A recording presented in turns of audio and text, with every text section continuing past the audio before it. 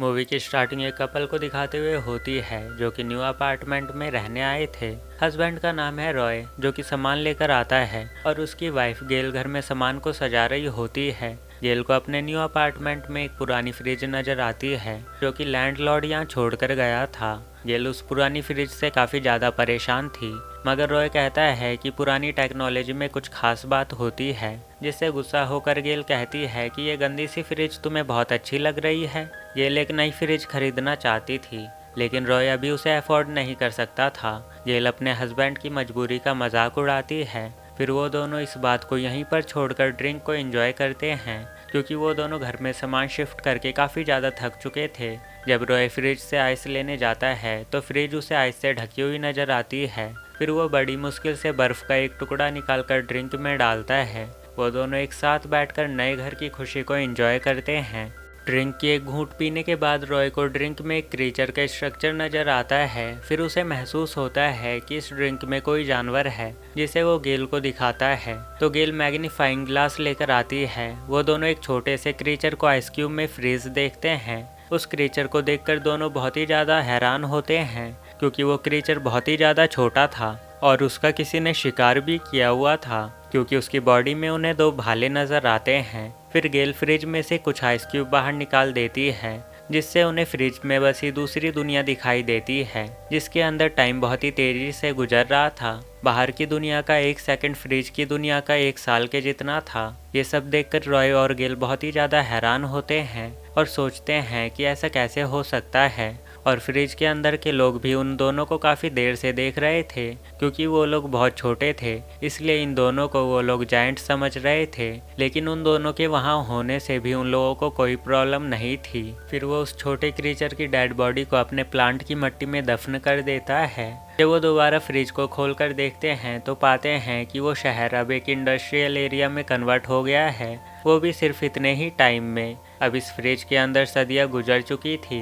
अब देखते ही देखते वहाँ बड़ी बड़ी बिल्डिंग्स भी बन चुकी थी।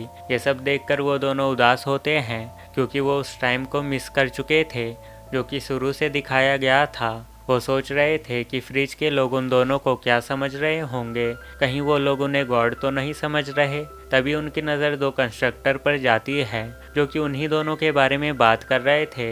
वो कह रहे थे कि हम लोग रोज़ इन दो पागल जायंट को देखते हैं, और ऐसे ही देखते देखते वो शहर एक मॉडर्न शहर में चेंज हो जाता है। उसके बाद वो बिल्डिंग्स और भी ज़्यादा एडवांस बन जाती है और वहाँ बहुत सारी छोटी छोटी चीज़ें उड़ती हुई नज़र आ रही थी, जो कि उन दोनों को एरोप्लेन लग रही थी।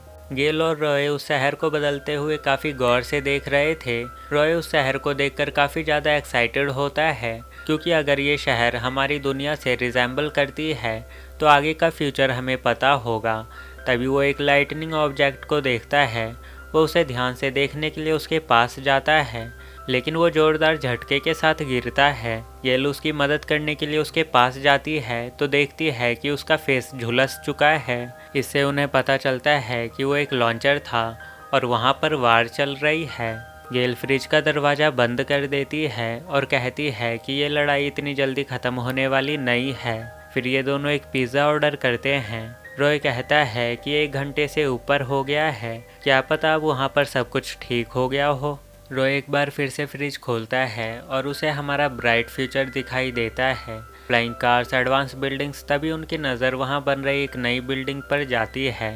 रॉय कहता है कि ये बिल्डिंग थोड़ी अजीब सी लग रही है। तभी यहाँ पर एक सुपरनोवा ब्लास्ट होता है, जिसकी वजह से पूरी दुनिया ख़त्म हो जाती है और उससे निकलने वाली रोशनी पूरे किचन में फैल जाती है। ये दोनों उस रोशनी को देखकर छोटे बच्चों की तरह खुश होते हैं। फिर वो सारी रोशनी दोबारा से इकट्ठा हो जाती है और अपने अंदर ही सिकुड़ जाती है और वहाँ सब कुछ ख़त्म हो जाता है। असल में उस एक्सप्लोज़न के कारण उन पार्टिकल्स के बीच एक ब्लैक होल बन गया था, जिसके कारण सब कुछ अपने आप ही ख़त्म हो जाता है और वो फ्रिज पूरी खाली हो जाती है। रॉय गेल से पूछता है कि क्या वो लोग वापस आएंगे, जिस पर गेल कहती है कि शायद अब वो लोग कभी वापस नहीं आएंगे। इसके बाद रॉय फ्रिज का पावर कट कर देता है और ये दोनों सोने के लिए चले जाते हैं। अगली सुबह जिज्ञासा के कारण दोनों दोबारा फ्रिज को खोलकर देखते हैं उसमें वो देखते हैं कि इंसानों के पूर्वज एक मरे हुए डायनासोर का मांस खा रहे हैं। ये लाइफ साइकिल दोबारा से वहीं से शुरू हो जाती है जब इंसानों ने अपना अस्तित्व नहीं ढूंढा था।